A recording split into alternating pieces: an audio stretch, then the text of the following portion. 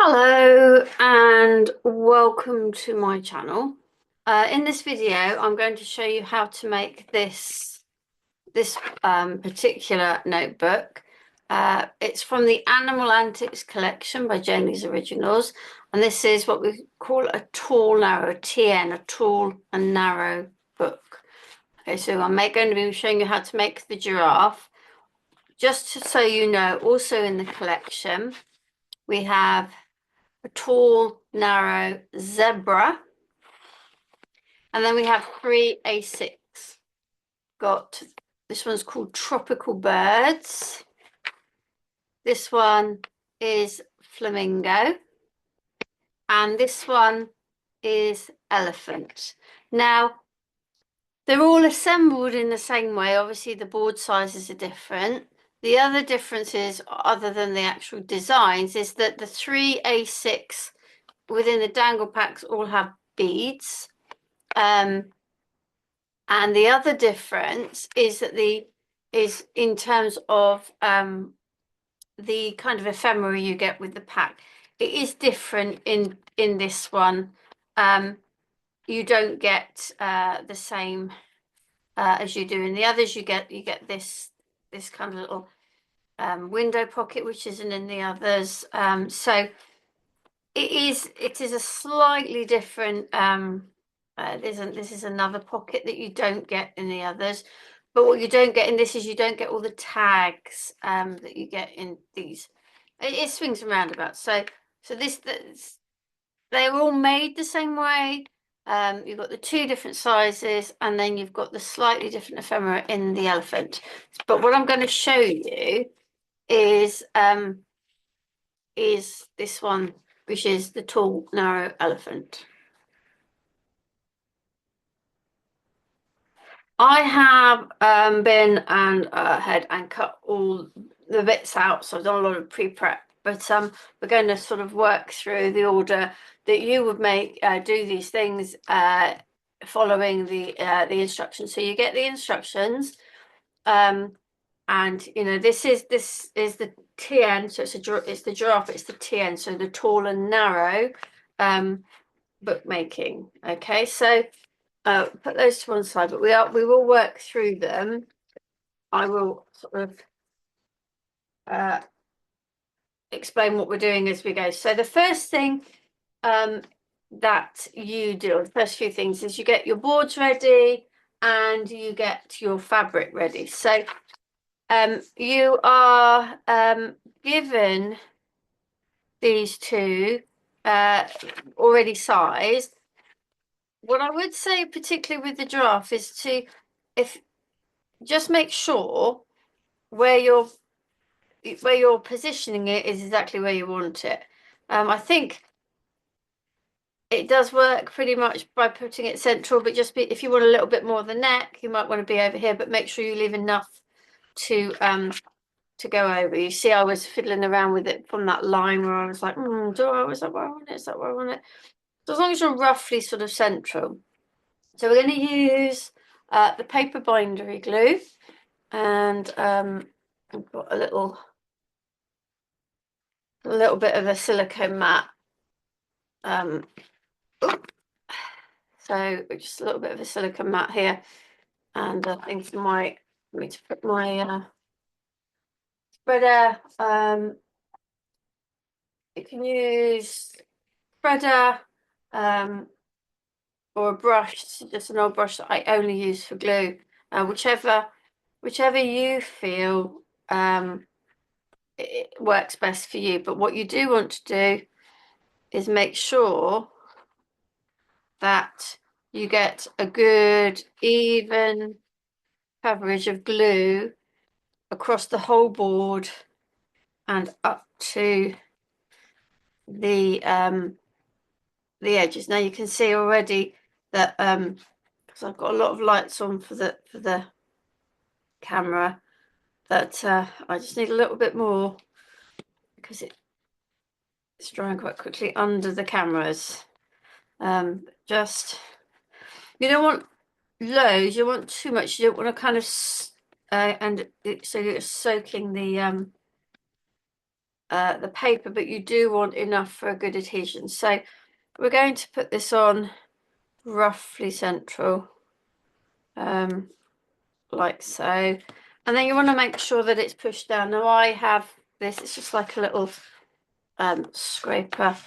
Push from the middle to the edges.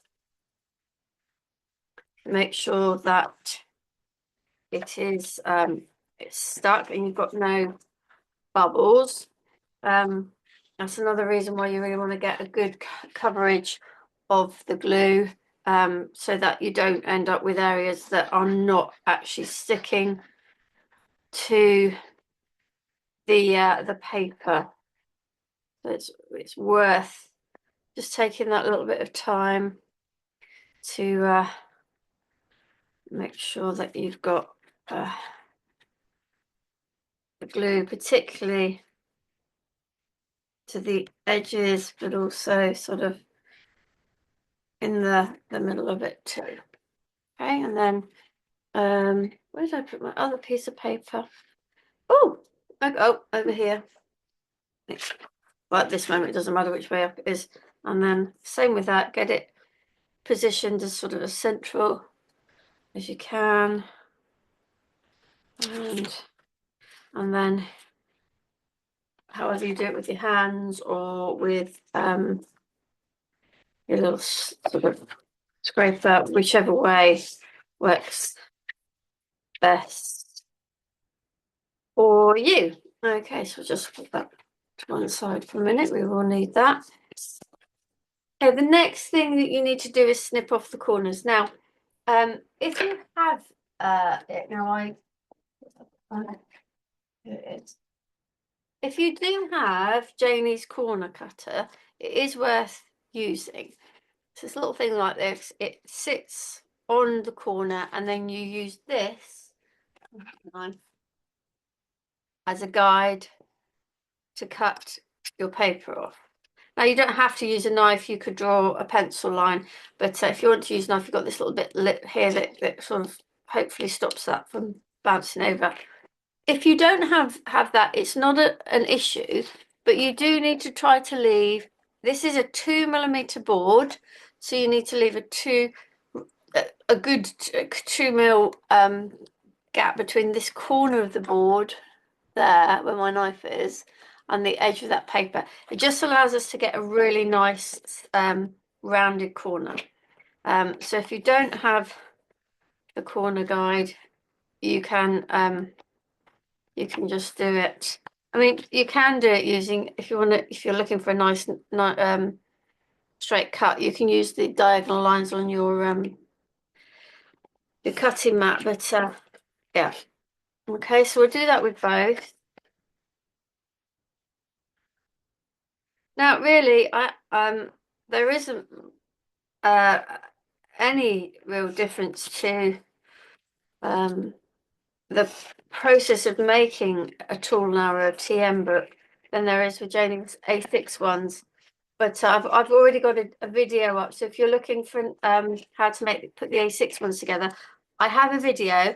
I will say it has what's called a disappearing spine, so it's a slightly different way of putting the spine cover on, but I am pretty sure in it I do explain how you could do it the way the instructions for this one says. So just go round, I'm just going around just so lift those up a little bit, and before I stick anything down. Okay, now it's up to you, but I know Jamie always recommends, and on her instructions she says to do the short ends first, so that's what we'll do.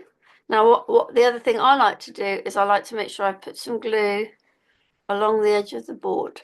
That way I know that it's going to stick. Now you don't necessarily need to do that, but you can, just to make sure it's all covered. And we're just going to bring that over. And the same here. I'm making sure I've got glue along that edge of the board. Give it another bit of a thing there. Oh, I didn't put the rest of the glue on, did I? Getting ahead of myself here. And again,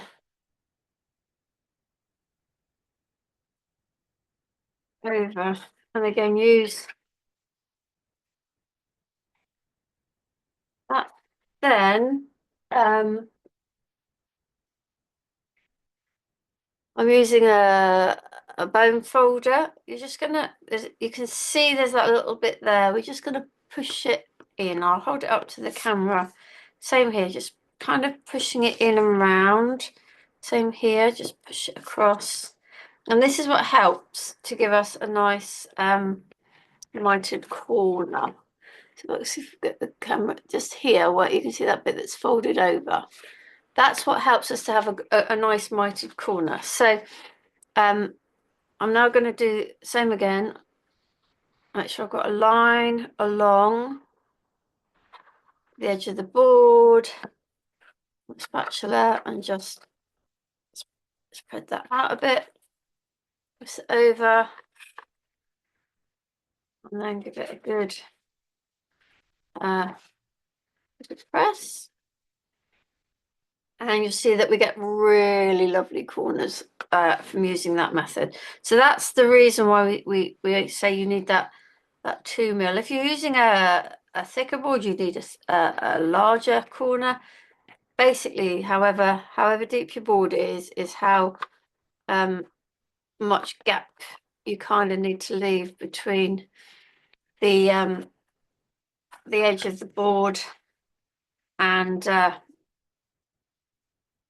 where you cut your corner off. Okay, so that's the cover done.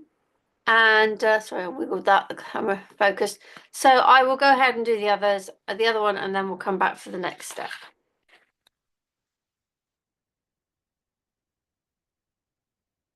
So we have the boards covered, and now we need inside papers.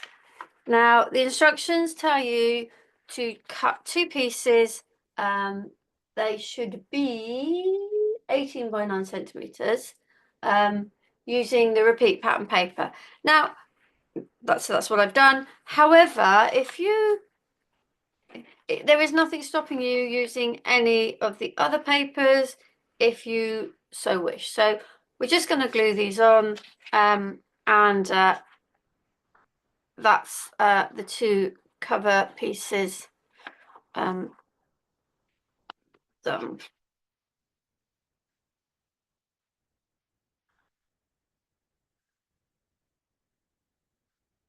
and again, using something like this also helps if you haven't sort of really spread the glue out. It helps to kind of squish the glue out more around those inner pieces.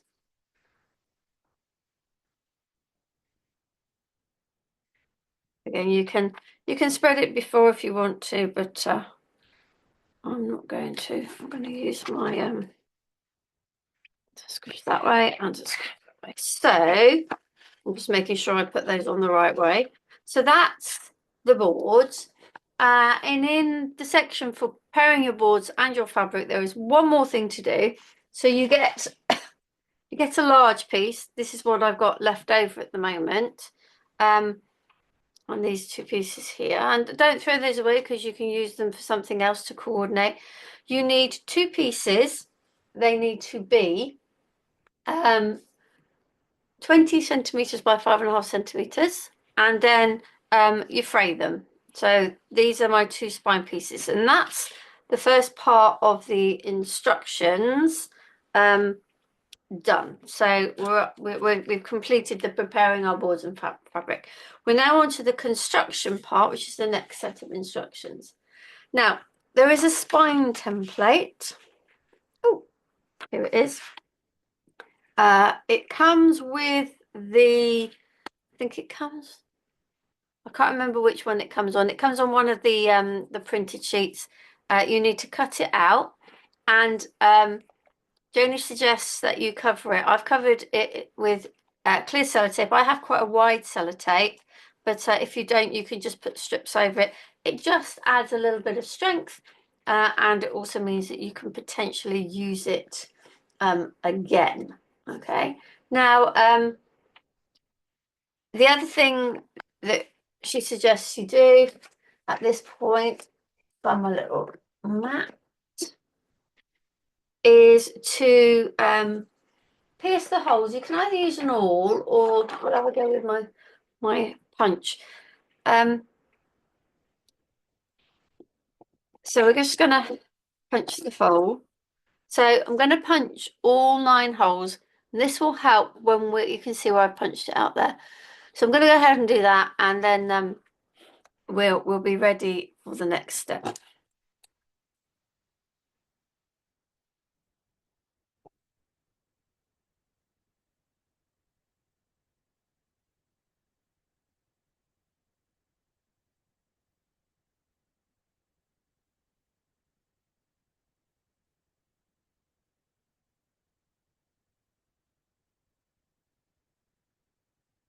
Okay, so that's done. So our spine template is ready. So we can put that to the side for the moment. Now, you need to take one of your pieces of your spine, fabric spine, and it needs to be with the wrong side facing up. That's right. Yes. So the cord needs to be facing down, and then the inside of the fabric needs to be facing up. And then you need your 2 boards, but you need to remember that your front cover needs to be on the left, and on your back cover needs to be on the right. So what we need to now do is to place this kind of central. I'm going to grab my ruler, just to give us a little bit of help. And also I'm looking for, there we go. I've got my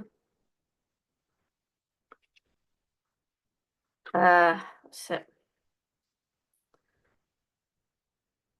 Low tack tape. There we go. Glue lid on just before I forget for that. Let's put that over there.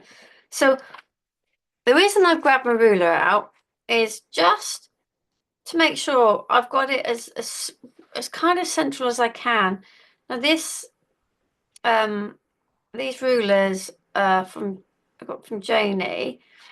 It has this kind of central line, and down the bottom here the numbers go out, so 1, 2, 3, and so on. So you can use this line as a center, and then just fiddle around till you're happy that it is in the middle. Okay, and I think I'm pretty happy with that. I'm just going to put a bit of tape here. I'm not going to put it across because I'm going to need to glue. So we're just going to make sure that one is. You see, that's not really halfway. I'm not that bit there. So we'll pull the fabric. That's more central there. And let's make sure this one at the bottom is fairly central. So I'm just pulling the kind of fabric.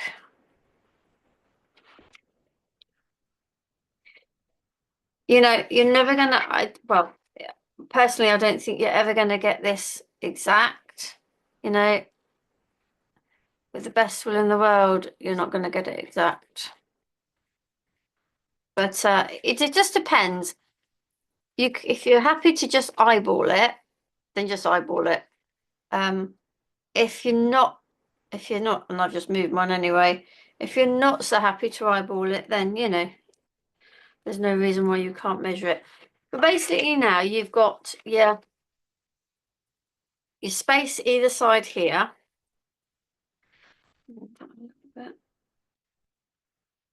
For your boards. Okay, now you need to add glue to these boards. So what I tend to do is, so my board is going to be stuck here, and we need to put the glue on this side. So what I do is I just flip it over that way. So, and then I put it, and I wouldn't put it right up to your spine template. You need a little bit, I feel a little bit of wiggle room there. So what was, look at the pencil. So what I tend to do, I've frayed it to about there. So I'm just giving myself a little bit of a line there. I'm going to move it up this way as well. And I can see where I've kind of frayed into. So I can kind of see where I don't want to go any further than that. It's roughly a centimetre, but I wouldn't measure it because you just don't know, you know, things don't always go quite to measurement plans. So I put a bit of glue there and I can see my line and I'm just making sure that I'm going no further, trying to keep in line with those little marks that I made. Okay, and then I'm trying to keep it in line. I might be a little bit lower than that. Again, just inside my phrase. So I'm pushing that down, and then I'm going to do the same here. I'm just going to flip it over, make sure I've got a little bit of wiggle room here. Give myself a little bit of a line there, and a little bit here, just so I can see roughly where my glue is going. And then just add the glue here. Like I said, this is the same process as you would for the A6. So now what I would do before I press too hard is just want to make sure my boards are lined up. So I'm just giving myself, using my ruler to just ensure that they are in line. And then I'm going to just remove that. Just going to turn it over and then give that good kind of press down. Okay. Now I can see that I've got a bit more of the fabric at the bottom than at the top, but I can always what's the word? I can always fray that a bit more. Probably when I finish, I would probably fray up to an inline with the board there, and then I might, if this one looks a bit longer, I might just trim a little bit of these bits off. But you know, that's personal choice. Okie dokie. Now we need to place this one over. Now this next bit is not on Janie's instructions. It's not. But it's something that I prefer to do when I'm making just a fabric spine. And that is, I cut a piece of card. You don't need lots of layers. That is the same as the spine template. Okay. And I glue that in. I just find that it gives me a little bit, particularly when I'm sewing, a little bit of extra stability, maybe that's what I'm looking for. But this is not something that you have to do. This is something that I choose to do. So this is not, not in Janie's instructions. Okay, so now what we're going to do is we're going to put glue. This is another reason why I do it, because it just makes this next bit a lot easier. So we're just going to put glue down the middle here, on here. And then line this bit up with the piece underneath. And then we're going to give that a good burnish in Probably easier to do it with your fingers. And just give that a good burnish in. Now, what we need to do is to stick the rest of this in. So what I'm doing is I'm putting my ruler into the groove just to the side of the board, and then I'm just putting the glue for this part of the fabric spine. I'm just putting that there, and then I'm going to just get that folded over like so.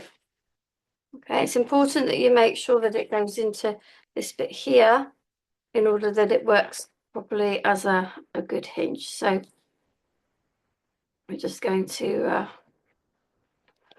the same on this side. And then just over. Okay. So we now have, oh, I haven't got that right. There we go. It's really important to make sure you've left that little gap in order for that then to be able to fold over, because if you haven't left a little gap here, and I think maybe I could have cut a sliver off my piece of card just to give it a little bit more room to move, but you know, it is folding, so we are on track. So now, where is my glue lid? Let's just get the lid on my glue. Now, what I'm going to do now is I'm going to get the spine template back. And, oh, where's the one I punched? Oh, making a mess. Where have I put it? Oh, it's right next to me because I was using it, wasn't it? I'm going to take that tape off. Let me get that. Now, because your spine fabric is a bit longer than the board, just take a little bit of time to make sure that you have lined up your spine template with the board and not with the top or bottom of the fabric. And I'm just going to put a little bit of tape there and a little bit of tape there. Now, the next thing I'm going to do, I'm using a friction pen to mark where these need to be. If you're punching them through with a screw punch, then you can do that. But for the moment,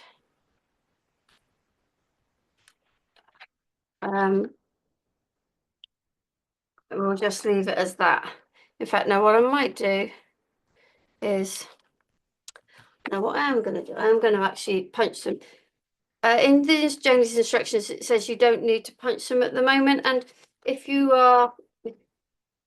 just have the fabric, that is one of the reasons. And also, if you're just going to use an awl, that also sometimes is a bit tricky. I am actually going to use my awl, if I can even find it. Oh, I don't need that. Oh, get back in. I was thinking I might use the screw punch, but actually I'm not going to, and there's a reason for that. I sometimes find that the screw punch doesn't go through fabric so well. So what I'm doing is I'm just pushing my awl through where I've got those marks. Now, the reason I've also kind of marked them with a pen, now the friction pen is one that disappears with heat, is because sometimes it's really tricky to see, like you see here, where you've punched through, just because of the nature of the fabric. Have I put that on the wrong way? No, I haven't.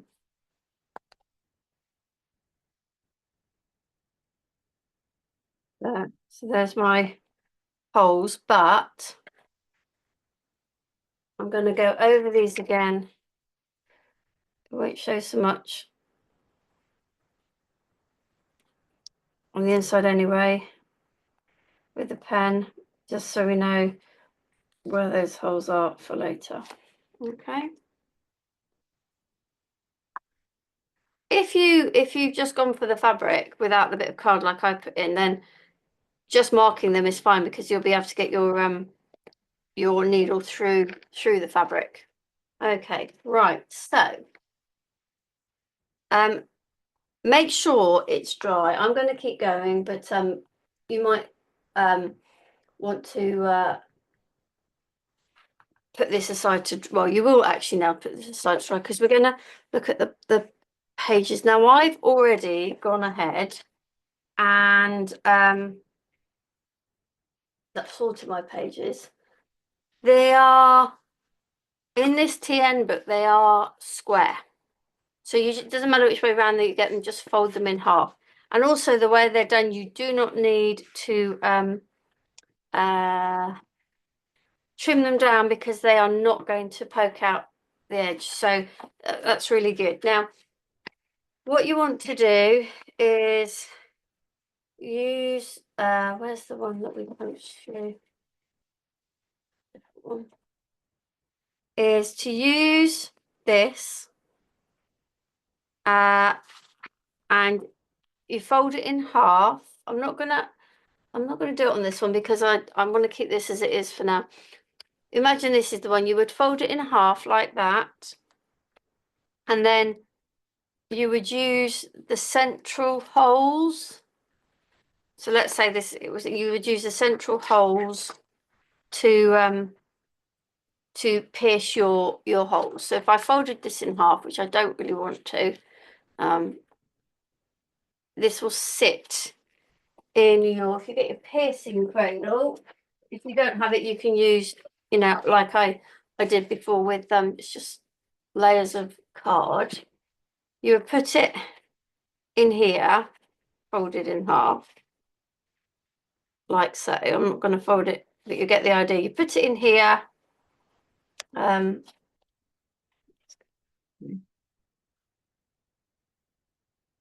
and you would then pierce through those holes for your there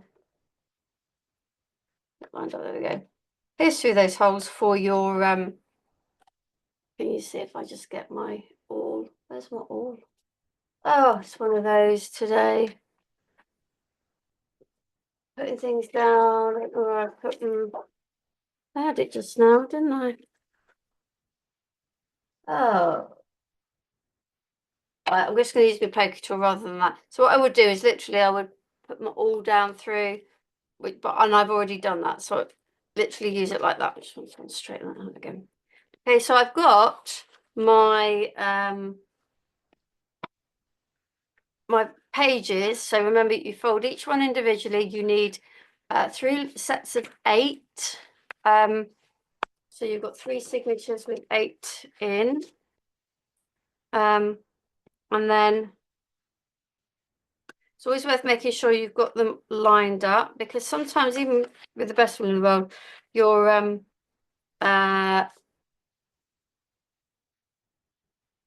spine template might not be exactly even on each end. Okay, right. So we now have all of our pages folded. Put them into sets of 8. You fold your spine template in half, so along that central line of holes, and then use that to pierce the holes in your signatures. So that's what we've done there. Okay, that's where we're at. Oh, other things falling around here. Now, in the little bag here, you get your thread. Okay, this is wax thread. This is a lovely variegated one to go with all the amazing colours that you get with on the thing. Be careful, like me, to not get a knot in it. There we go. Right, so that's our wax thread. Okay, and you need to cut about 3 times the length. I always go just over 1, 2, 3 times the length of your signature. Okay, so that's about there. Okay. Let's just check we've got enough. So what I'm doing is I'm just folding it. And we've got a little bit left for our dangle. So it's not a huge amount left for the dangle, but that's okay. Might just have another quick look at this. 1, 2, 3. Let's go with that. That'll give us a little bit more. 2.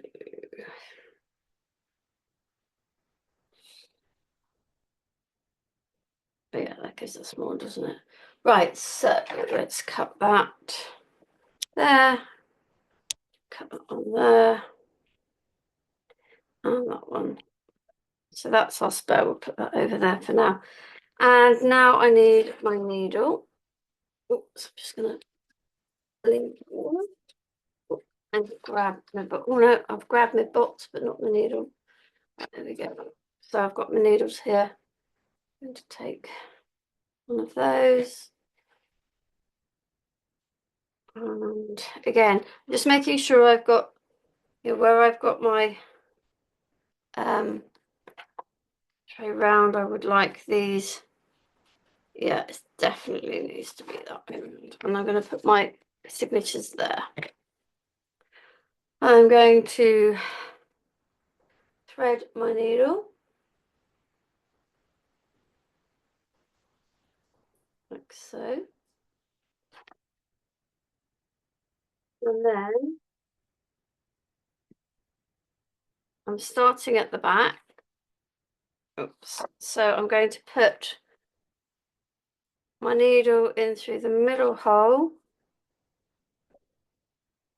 and leave a line. Now I can see my lovely red mark, so I know that my hole is there. Okay. Now you need to leave this bit of thread. If you want, then you can use a little bit of low tack tape just to help.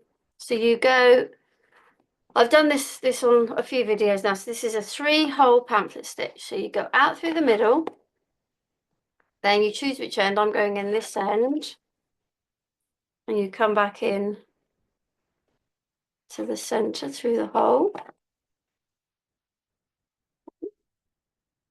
Then you go all the way to this end, and then again, having marked my holes with my red fiction pen, I can see them. Goes through there, and then we come back through the same hole. Now, the thing with this is you need to try and get back through this hole, back into the center without splitting the other thread. And I have. I think it's very clear. It's hard because I don't think the camera focuses particularly well. Okay, I don't want to come in through a different hole. I want to come in through the same hole. There we go. Right, so I can take this off now.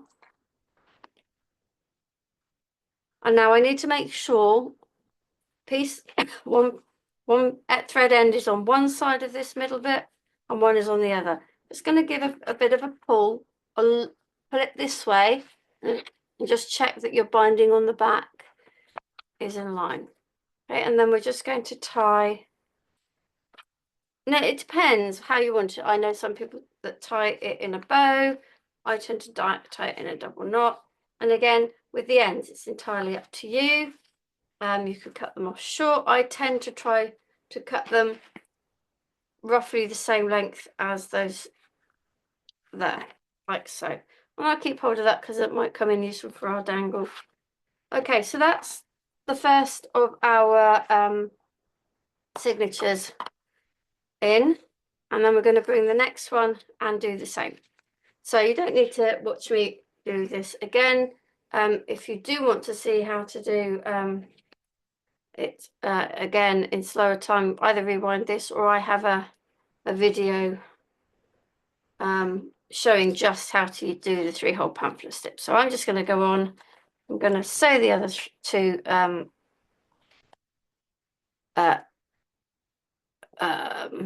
what do you call it, signatures in, and then I will come back when I'm done.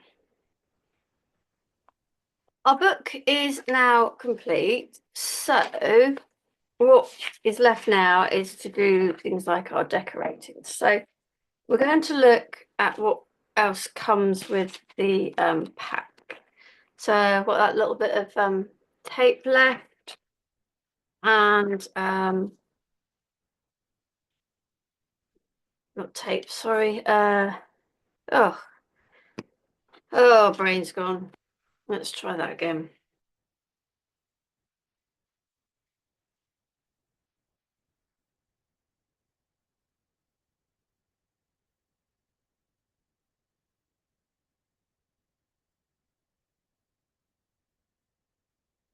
So we have sewn the signatures into our book with our 3-hole pamphlet stitch. So we've got our 3 signatures in.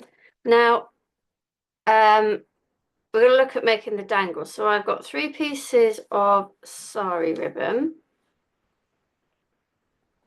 and we've got these leftover bits of tape, and we have some book corners, and we have a book plate, which we'll look at in a moment, and this bowl pin. Now, different people I know do them in different ways. I tend to use this, and it is what Janie says in her instructions, is to use this leftover piece of the wax thread to tie off the top of your dangle. And the way I do it, as you can see, I tend to put it over my finger like so, trying to keep it as even as possible. As you see what I've done there. Now remember, this is the way I do it. I've seen one of my fellow ambassadors, Tom, he does it in a very different way, a very different, very effective way, but I've never been able to master it. So so all I'm doing is I'm making like a knot with this, okay? And then just going to try, whoops, there we go. So try to keep the ends fairly even until I can get it up there. And then try and get it as close up to my finger as possible without actually taking, you know, the circulation out of my finger. Okay, now I will do a bit more with that in a minute. I'm going to take that off, and I'm going to get my bulb pin through.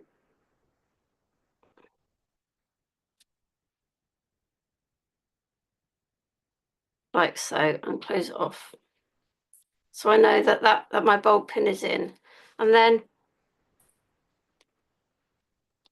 I can, again, you're probably looking at it going, oh my God, Carol, there's way easier ways of doing this. So then I'm just shuffling that up a little bit closer to the top, and then tightening it off like so, okay?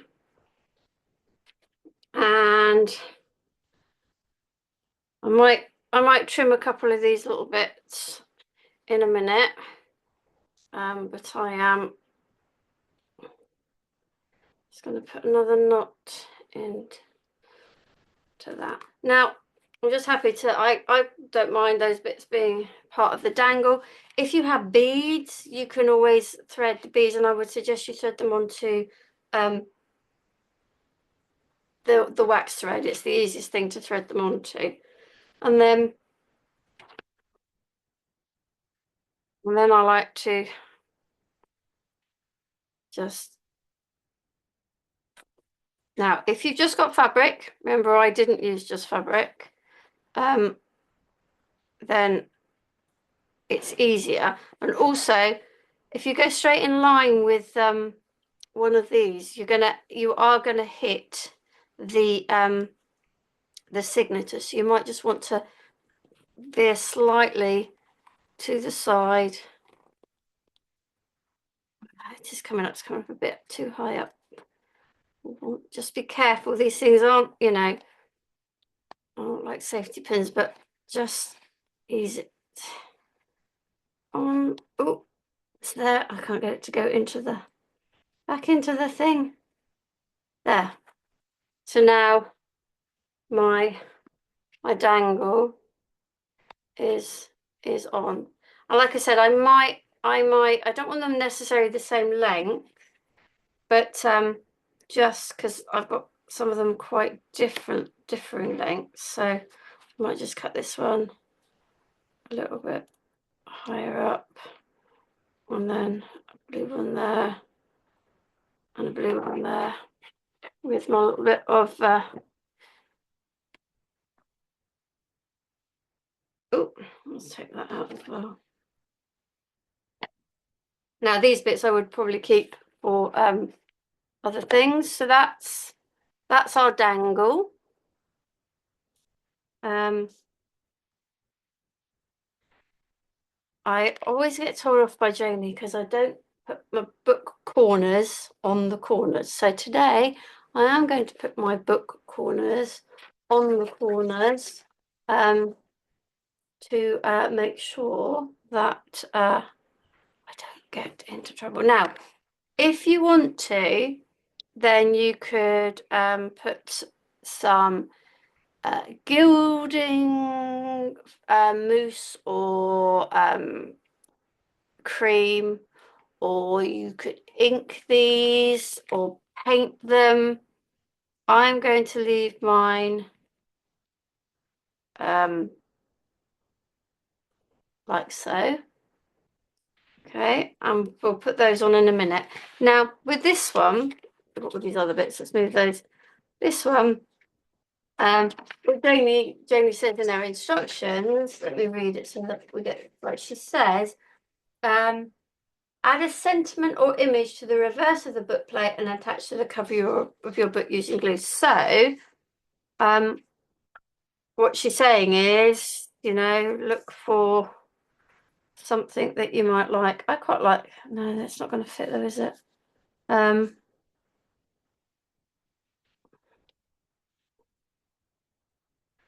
Oh yeah. The reason I'm being a little bit stingy, shall we say? I'm being stingy. I know I am. I'm not wanting to cut into the papers.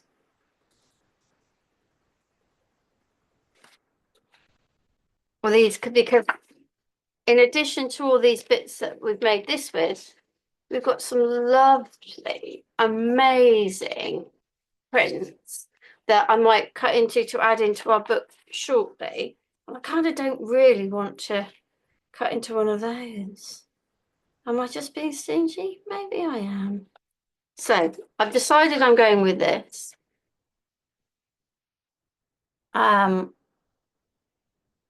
What I need to do really is, yeah, right on the edge of that, aren't I? Is I need to,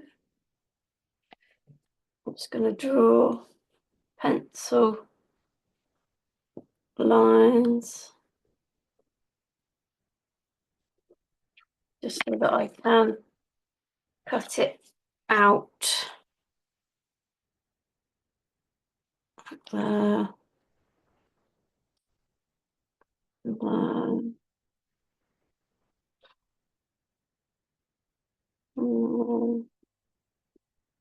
let's see if that's going to fit.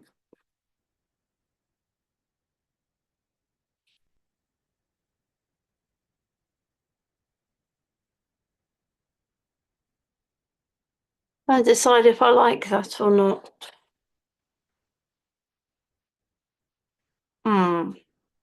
Might come back to that. I'll tell you why, it's because I'm thinking maybe I could get something else in there after I've been through and done the other stuff. So I'll tell you what we'll do is we're going to put our book corners on. And like I said, you can paint, gild, whatever, and I am going to put them in the corner so that I don't get Janie saying it.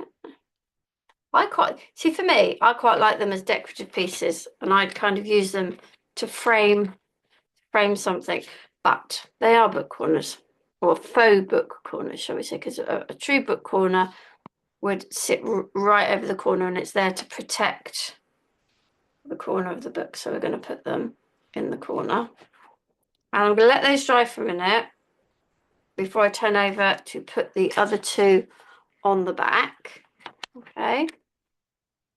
Now, let's look at the other things we've got. We'll do those in a moment. There's the other one there.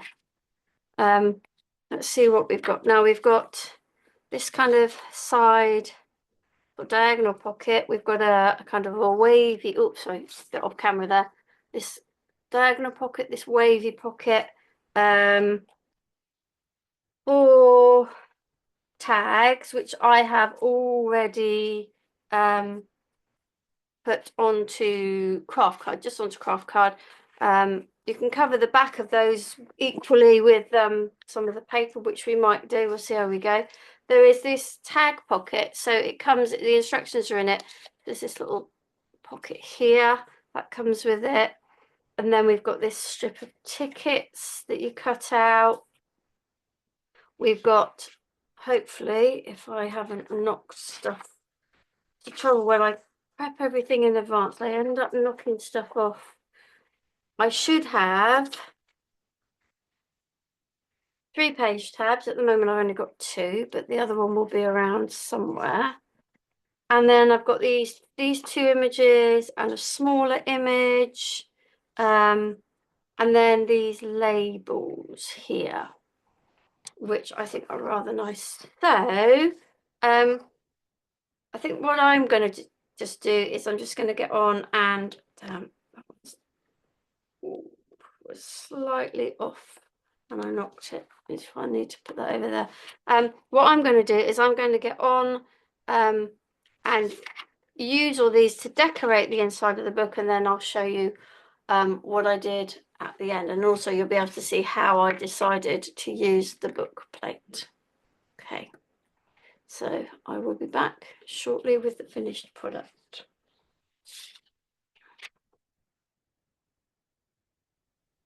So here is I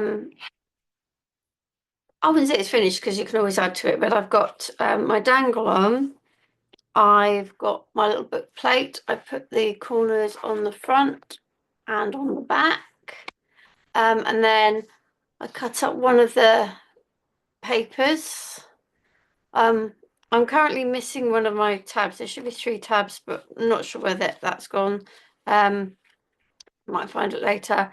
I used a piece of paper, put the tab, a couple of the tags in. These labels were when then I added those to the tags. Put another one here. This was in the pack tag and with a label. Another piece of that, the same piece of paper from earlier. Another one of the cards, the tickets that were in there, another of the tags, the bits of paper. This is the pocket tags. I've got that floating in another bit there. So yeah, that's my well, it's the giraffe TN Giraffe from the Animal Antics collection. So the A6 ones go together similarly, and I probably already said, but the elephant one is the one that doesn't have the same sort of bits and pieces. It has slightly different, but yeah. So that's how you put together the TN notebook. Thank you for joining me, and I will see you again soon.